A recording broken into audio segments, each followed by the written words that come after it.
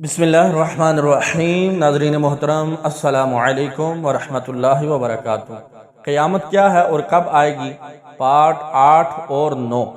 हबशियों की हुकूमत और बैतुल्लाह का शहीद होना। सारे मुसलमान जब मर जाएंगे और रूह ज़मीन पर सिर्फ काफिर रह जाएंगे, इस वक्त सारी दुनिया में हबशियों का गलबा हो जाएगा और इन्हीं ही की हुकूमत होगी।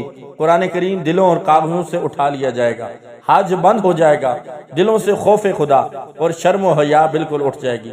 लोग बरसरेआम बेहयाई करेंगे, बैतुल्लाह शरीफ को शहीद कर दिया जाएगा। हबशा का रहने वाला छोटी पिंडलियों वाला एक शख्स बैतुल्लाह शरीफ को गिराएगा।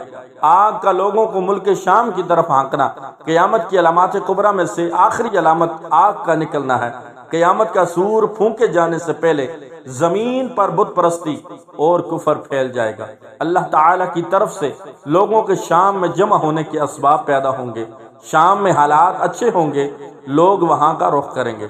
फिर यमन से एक आग निकलेगी जो लोगों को अर्ज़े महशर यानी शाम की तरफ हाँकेगी। जब सब लोग मुल्क शाम में पहुंच जाएंगे तो ये आग गायब हो जाएगी। इसके बाद ऐशो आराम का जमाना आएगा, लोग मजे से जिंदगी बसर कर रहे होंगे। कुछ अरसा इसी हालत में गुजरेगा कि अचानक कयामत कायम हो जाएगी, सूर फूंका जाएगा और कयामत का कायम होना। इन तमाम अलामात के वाक़या हो जाने के बाद ऐशो आराम का जमाना आएगा।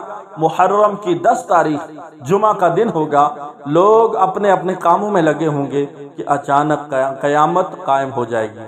दो आदमियों ने कपड़ा फैला रखा होगा, इसको समेट न सकेंगे और न ही खरीदो फरोख्त कर सकेंगे।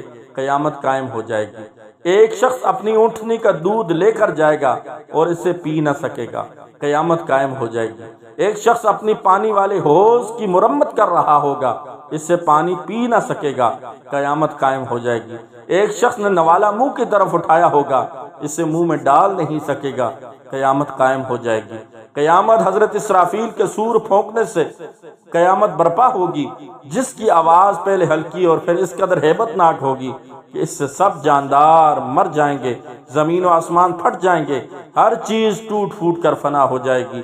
40 साल बाद दोबारा हजरत इसराफील सूर फूंकेंगे, जिससे सब जिंदा होकर मैदान महशर में जमा होना शुरू हो जाएंगे। नाज़रीन मोहतरम, ये आपने मुकम्मल तफसीलात क़यामत की निशानियाँ और क़यामत कब आएगी ये सुना। अल्लाह तबारक व तआला की बारगाह में दुआ है, अल्लाह तबारक व तआला हम सब का खात्मा ईमान पर फरमाए और अल्लाह दज्जाल के फितने से और शैतान के मकर व फरेब से अल्लाह हम सबको महफूज रखे। नाज़रीन मोहतरम, मज़ीद इस तरह की मालूमाती वीडियोज़ के लिए मेरे यूट्यूब चैनल को ज़रूर सब्सक्राइब कीजिए। जज़ाकुमुल्लाहु खैरा। अस्सलामु अलैकुम व रहमतुल्लाहि व बरकातुहू।